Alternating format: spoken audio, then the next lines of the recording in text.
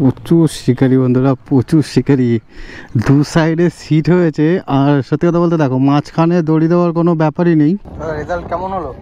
আমরা ওই ভয় পাই না, তোমরা যা বলবো আমরা তাই দেবো। কোনো কনসিডার করেনি? কি কনসিডার করবে সে? এখন মালিকই দেখা পায়নি সকাল থেকে, ফোনে তুলে নেই। ঠিক আছে, সবকিছু অ্যাডভান্স, সবকিছু অ্যাডভান্স নিয়ে গেছে। ভিডিও না কেটে যদি সেটা না, দেখো একদিন পাস চললেই তো পুকুরের পুরো একদম সারা জীবন পাস চলবে না। শিকারীরা যাতে উত্তেজিত না হয়, মালিকেরও যাতে লস না হয়, নিজেদের মধ্যে একটা অ্যাডজাস্টমেন্ট করে নিতে হয়। তো যদি বারাসাত হয়ে আসো তো খোলাপোতা থেকে রান দিকে ঢুকতে হবে। আর আজকে জাস্ট এসছি আমরা পুকুরটা দেখতে, ঠিক আছে? তো নেক্সট হয়তো আমরা ছিপ ফেলতে আসতে পারি, সেই জন্য জাস্ট আমি দেখতে এসছি যে এখানে রেজাল্ট কেমন কী আছে। তো বন্ধুরা, গ্রাম বাংলার ভিউটাই একটু অন্যরকম, তাই না? এসব জায়গা সত্যি শহরে থেকে খুব মিস করি। হেভি সুন্দর ভিউ। দেখো দু সাইডে জল, রাস্তা, পরে ছাওয়া গাছের। দেখো রাস্তাঘাটগুলো কত সুন্দরভাবে করা। তো বন্ধুরা, নেক্সট বৃহস্পতিবার যদি আমরা কোথাও ছিপ ফেলতে না যাই, তাহলে হয়তো এই পুকুরের আপডেটটাই তোমরা পাবে। আর অ্যাকচুয়ালি এটা ভাটার পুকুর, ঠিক আছে? আর লোকেশন দেখো, আমি লোকেশনে চলে এসেছি।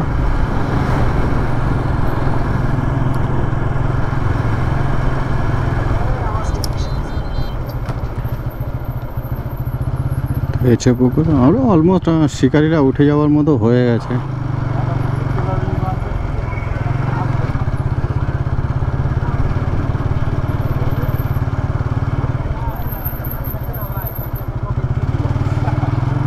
সব শিকারীরা ভালো শিকারি হয়েছে।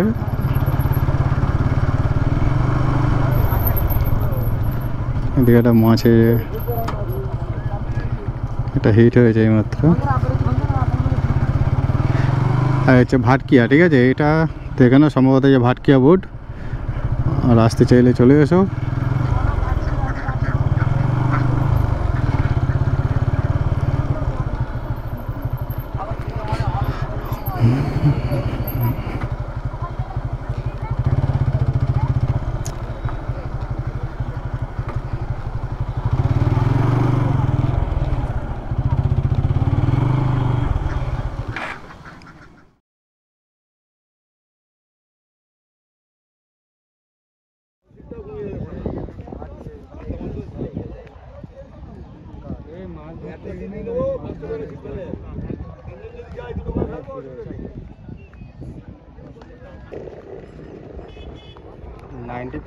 সব কাস্টিং, মানে বাংলা হুইল চলে না বললেই চলে। দেখো মাছ যাচ্ছে এই সাইজ, এই হয়েছে।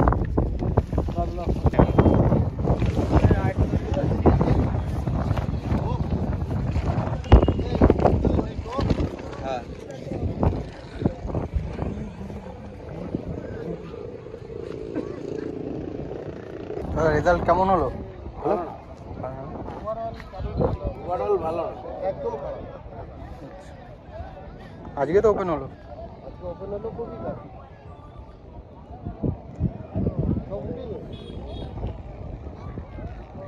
দেখছি মানে সিট তো মনে হয় অলমোস্ট ফুলই বুক ছিল।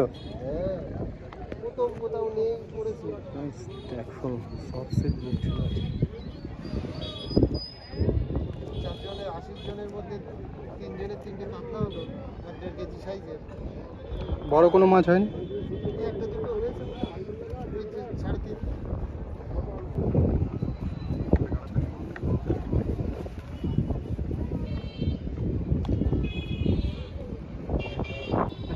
যা বক্তব্য আছে বলো, আমরা ওই ভয় পাই না। তোমরা যা বলবো আমরা তাই দেবো। আজ পর্যন্ত তো দেখি 10 গ্রাম মতনের মেরগা মাছ, 25 গ্রাম মেরগা মাছের সাইজ করছেন করেন, তাহলে দেখিয়ে দিই। এই যে মেরগা মাছের সাইজ 10 কেজি ওজন, 2500 টাকা টিকিট। এটা 2500 টাকা টিকিটের মাছ। আমি বলানি রাখেন দাদা, এই হচ্ছে মাছের সাইজ। এই হচ্ছে 2500 টাকা টিকিটের মাছ। মোটামুটি হবে 25, 2.5। এখন কেজি কি গ্রাম সেটা বলতে পারবো না, ঠিক আছে। টিকিটের দাম বেশি না, 2400 টাকা টিকিটের দাম। আর সঙ্গে দু প্লেট করে বিরিয়ানি ছিল। এত সুন্দর বিরিয়ানি দিয়েছে যেগুলো খেয়ে আমরা মানে গর্ভবতী হয়েছি। কোনো কনসিডার করেনি? কি কনসিডার করবে সে, এখন মালিকের দেখা পাইনি সকাল থেকে, ঠিক আছে। সবকিছু অ্যাডভান্স, সবকিছু অ্যাডভান্স নিয়ে গেছে। ভিডিও না কেটে যদি সবাইকে পোস্ট করতে পারেন তাহলে বলবো কনসিডার করেছে। আমরা ছেলে বলেছি, ওরা বলেছে ঠিক আছে আমরা মেনে নিই।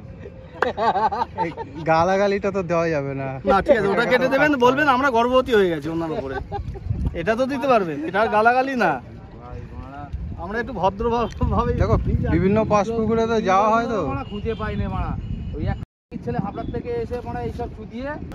আমি যখন এসেছি তখন ওই মাথা থেকে এই পর্যন্ত পুরো সিট বুক ছিল, আর এই পাশে তো মানে ফুলই মনে হয় বুক হয়ে গেছে।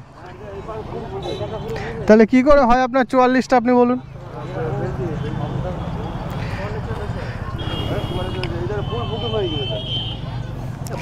ঠিক আছে দাদা, আসলাম।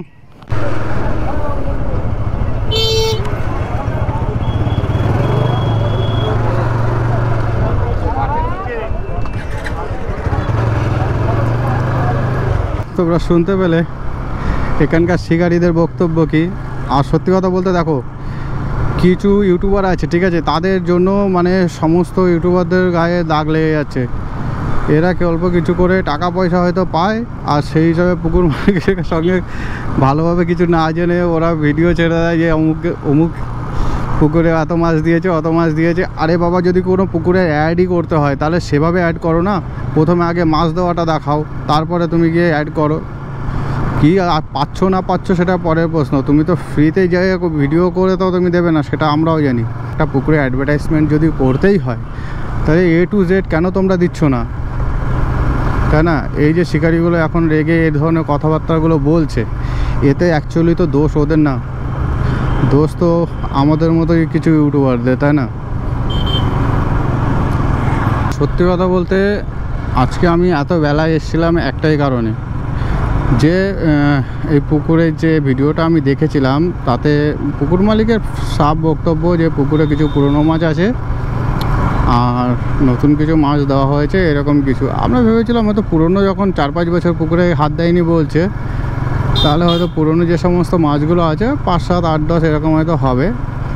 তো যাই হোক, আমরা এসেছিলাম যে আজকে যদি রেজাল্ট ভালো হয় তাহলে বৃহস্পতিবার হয়তো ছিপ ফেলবোতে আমরা এখানে আসতে পারি।